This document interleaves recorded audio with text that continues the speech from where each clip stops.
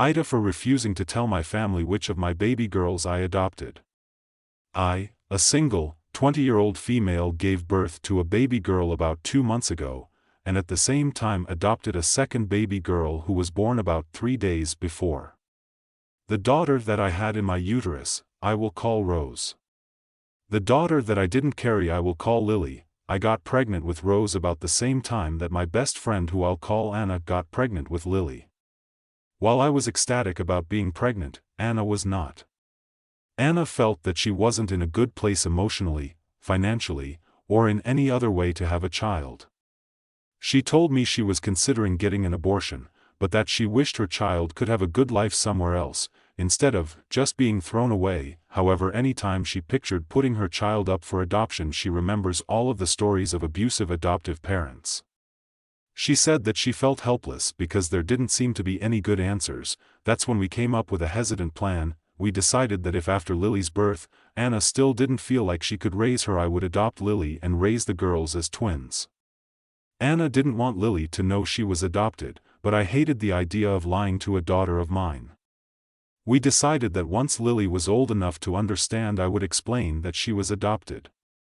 If at that point Anna felt ready, we would tell Lily that Anna was her bio mom, and if not, then we would say that her mother wasn't ready for her to know who she was.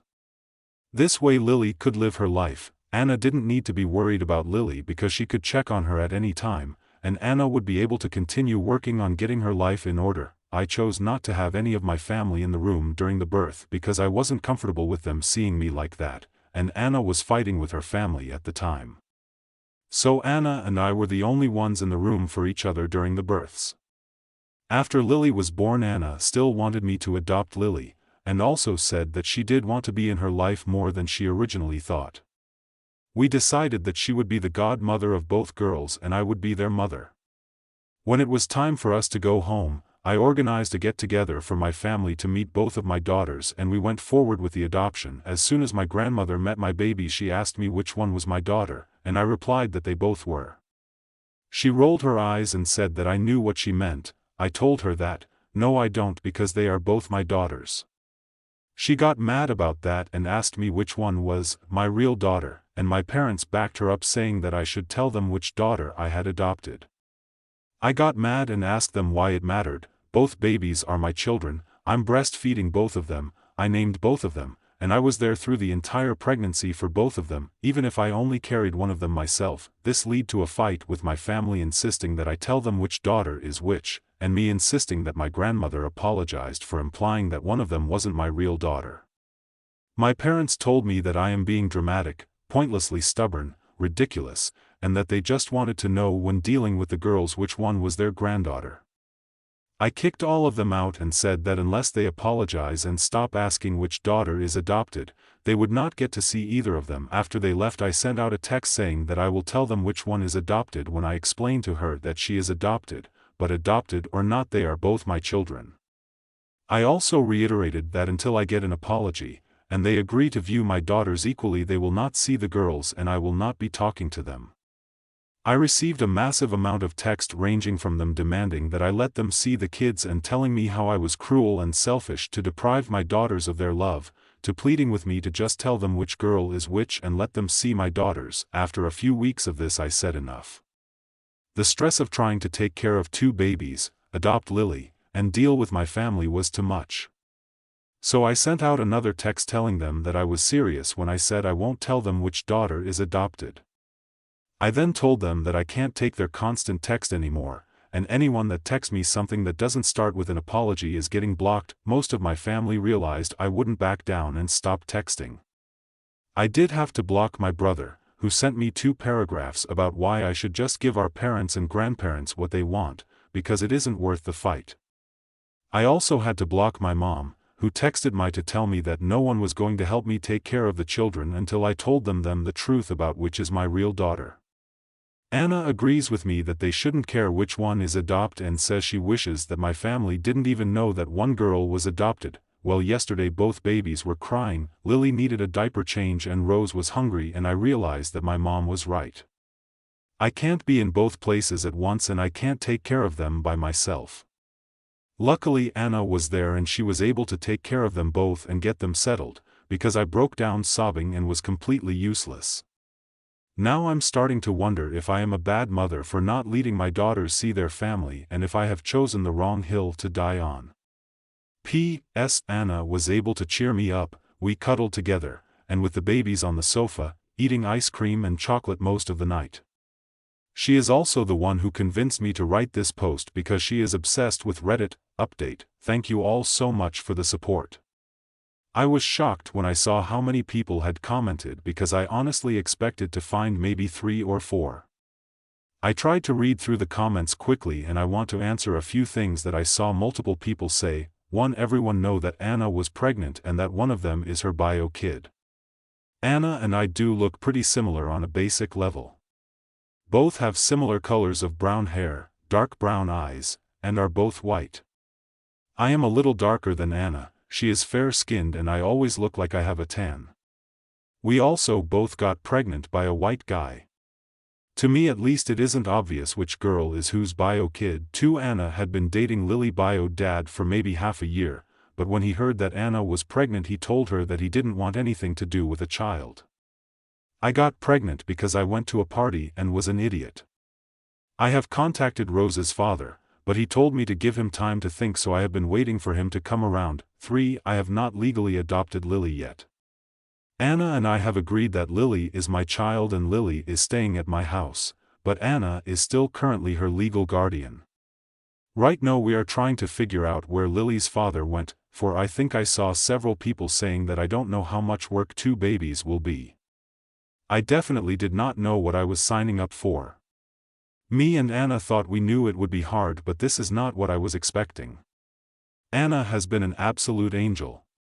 She is probably the only reason I am still sane right now. After we realized our false expectations, Anna comes over almost daily, except for the 2 days before I had a mini breakdown, and fell asleep at my house a few times while caring for the kids. Another friend of ours who I'll call James has also been stopping by. He doesn't help with the girls because in his own words, I don't know what to do with a baby, but James makes food, and cleans up the house a bit. I am eternal grateful to both James and Anna because I would be lost without them. A lot of you have pointed out that telling Lily when she is old is a bad idea, and I agree with you. That was my idea. I didn't really think about how that could affect her find out when she was older. I'm going to talk to Anna about this because I don't want to cause my daughter any issues down the line. Update: AITAH for refusing to tell my family which of my baby girls I adopted. I want to thank everyone again for all of the support. Before posting this, I had forgotten how kind people can be. I especially want to thank Sweden Direct on TikTok. You said a lot of things that I really needed to hear, so thank you. A few things have happened since my post. Anna was living with a friend, Charlie 24F, when I posted the first time. A couple days after I posted, Anna told me that Charlie wanted her to move out. I asked Anna if she would want to move in with me. I own a small house that was willed to me after my nan died, and she said yes. Anna has been working remotely as a customer service agent. After moving in with me, she started working at Walmart so she could get more hours. I also decided to have a sit down with my parents at a restaurant. I wanted to see if we could try and explain calmly our sides of the argument. If we couldn't come to an understanding, I wanted to be able to tell them face to face that I was going NC and didn't want them in my children's lives. We talked for almost 2 hours, but I did figure out why they are so insistent about knowing which daughter is which. They don't think I am going to keep Lily.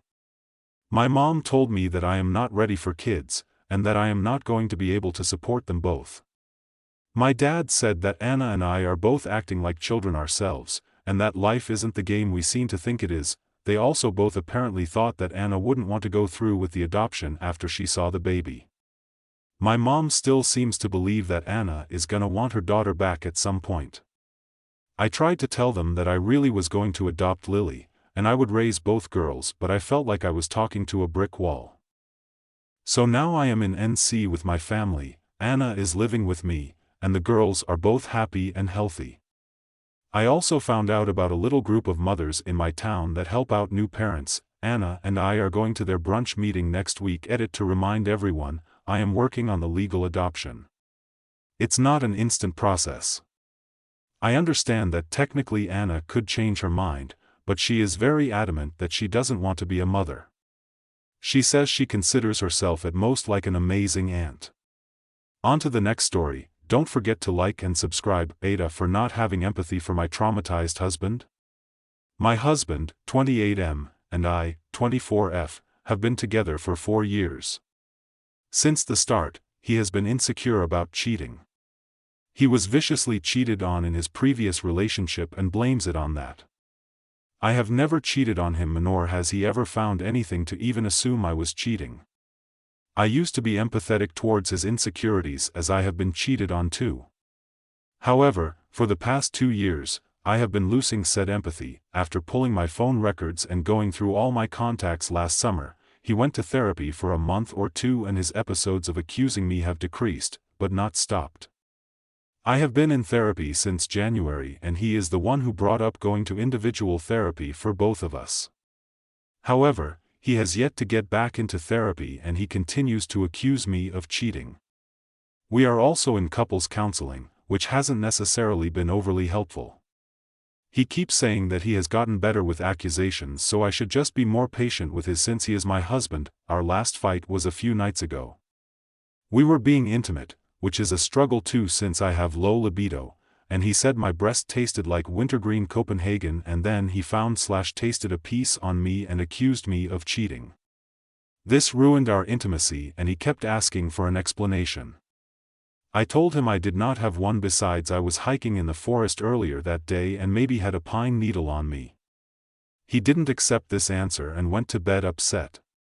However, he didn't bring it back up. When we discussed this in couples therapy, I acknowledged that he didn't escalate this fight and didn't bring it back up, which was an improvement from his past episodes.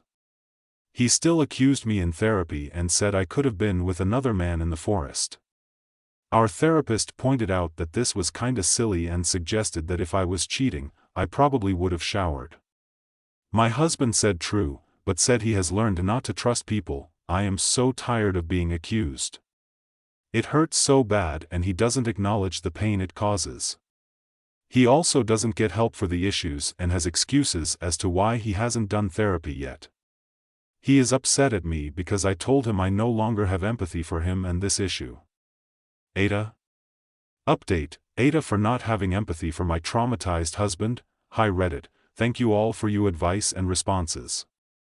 I greatly appreciate and read each one. Well, here is an update.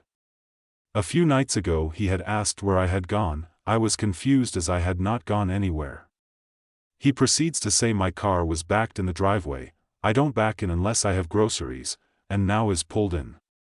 I said I didn't go anywhere. He thought my answers were weird and I was acting weird.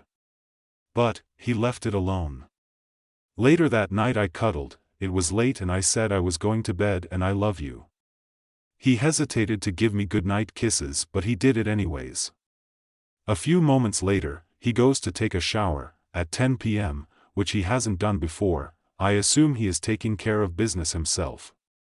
During this time I say a prayer and say, "This feels weird, give me a sign if this is weird." When he got out of the shower, he gets back in bed and then taps me.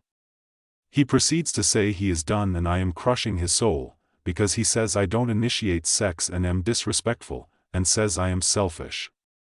In couples therapy last week, he says he only needs sex like once a month and will take other stuff as supplemental essentially. Last week, after I uncovered I was molested in therapy, I had sex with him and gave him a handjob. He says since I've come home, I haven't tried at all to give him what he needs. I am trying my hardest. Let's not forget I take care of him, his kid, the animals, the house, everything. He wants a gold star because he has helped me with dishes more and has helped more with transporting his child to, from school and now summer camp. During couples counseling today, he said the same things and then said I was using my newly found trauma as an excuse to not have sex. He also raised his voice at the therapist and said the therapist was being biased towards me and not holding me accountable. We kept going around in circles after therapy and I finally said I am done. I can't do it anymore. I am currently packing and crying a lot. I move into my apartment on Monday. Guys, I am crushed. I am so sad. I am so confused. Godspeed. Thank you everyone.